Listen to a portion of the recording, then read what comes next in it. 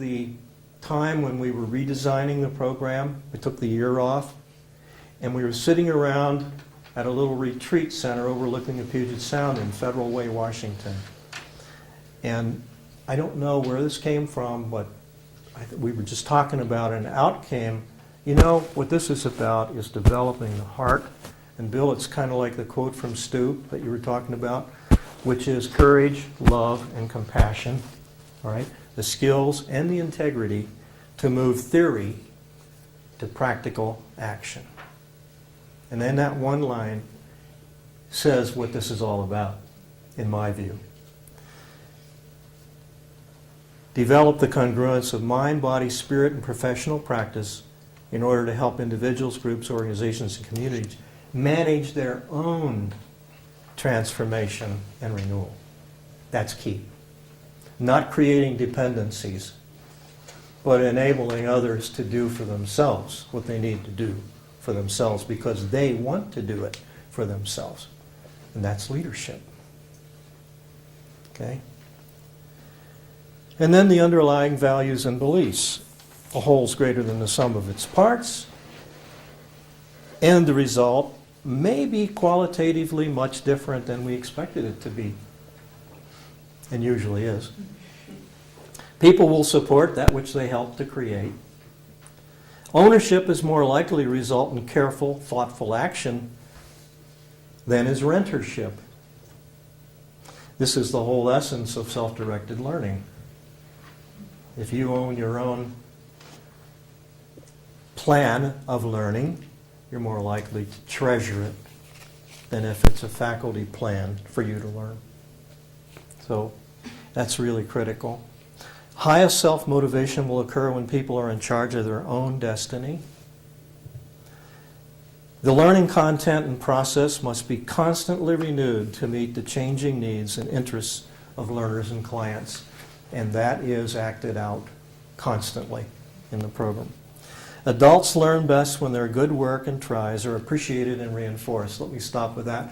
Early on in the program, when we started doing evaluations and feedback to students, many of our early students said, "Tell me what's wrong. You're not hard enough on us." You know? And things like that. And I was trying to get through that because that's not who I am. I like to reinforce what I see going well. And if somebody's heading in the wrong direction, I'll try to help them get back on track. Not be negative about it.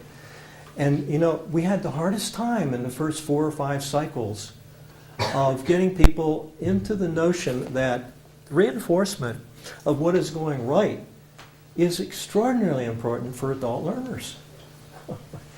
It's not that we won't help each other see where we can improve. Obviously we will. But not to focus on that. So a lot of us do things right. And we do it well. We can do it even better. And that's, how much better can I be is more the model. You know? How much better can we be is more the model. This next one, the word cheating is on here. And that came from Jerry Harvey. He was a maverick. And in George Washington University, in his classes, he encourages his students to cheat. And what he meant by that was, help each other learn. I don't care whether you all get A's on your final exam. Help each other learn. Cheat! That's what he did. Well, he got in trouble with the faculty. So I thought I'd use Jerry's word in here, but what it really means is, and which is what you're doing and will do in spades here, and that is to help each other learn. The strength of this program is you sitting here, you in here interacting with each other and supporting one another. You know, the definition of a high-performance team is when every member is dedicated to the success of every other member. And this will be a high-performance team. It will be. Okay? Guaranteed. Guaranteed. That's one thing I say with absolute guarantee.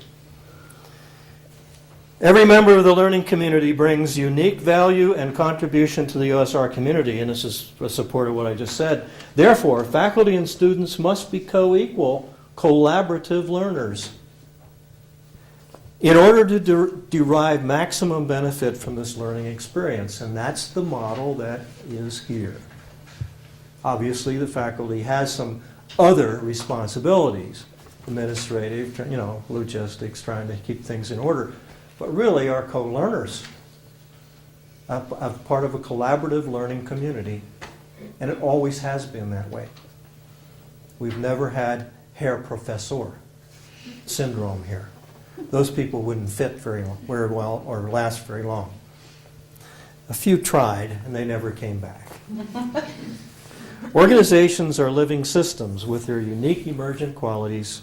As designers and leaders of organizational change, our job is to help organization members understand their organization's internal and external environments, elements and interrelationships, so they can make good decisions that will lead to beneficial changes and renewal. That applies to family, social groups, as well as,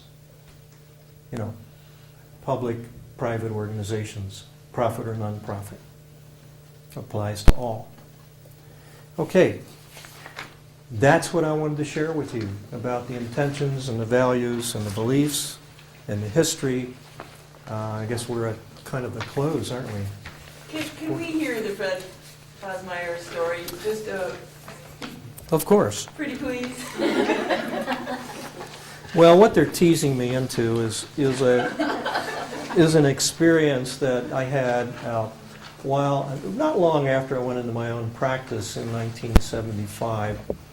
And I had consulted. No, I was still with Weyerhaeuser Company. That's right. It was just before that. And we were doing some work to start up a new mill north of Kamloops. Unfortunately, the time of the year was in the dead of winter, and the weather was awful, and the snow was piled up. I mean, really piled up along the highway on up to this. Vavenby, British Columbia. That's where it was. And I had asked an organization development specialist, Dr. Fred Fosmeyer from the University of Oregon, to come work with me on this project.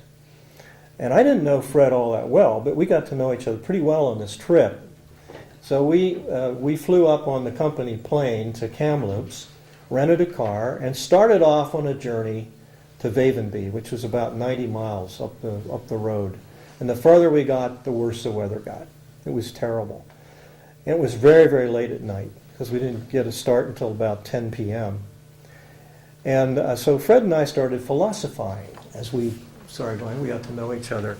And somewhere along the way, I was driving, and I looked over at Fred momentarily, because I had to keep my eye on the road. And I said, Fred, can you tell me what you attribute your success in this field to? And he didn't hesitate very long, and he said, Don, it's 20% of what I know and 80% who I am. And that was a great lesson.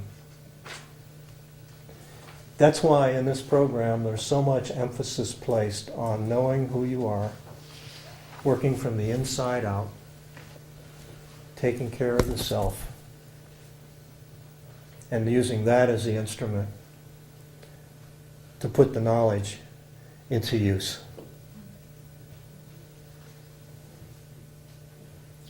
I don't know if we have time for any interaction or questions, but if we have a few minutes, we can entertain that.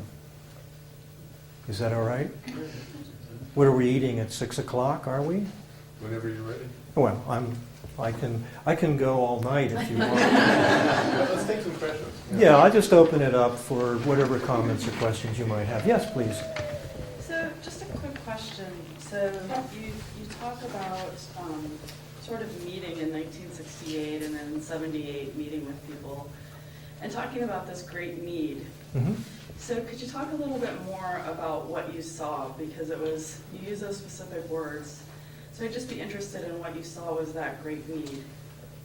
Well, I think at the time, what people were asking about and were looking at was how do we deal with the emerging challenges of the early 70s, the post, this is the post-60 period. Right.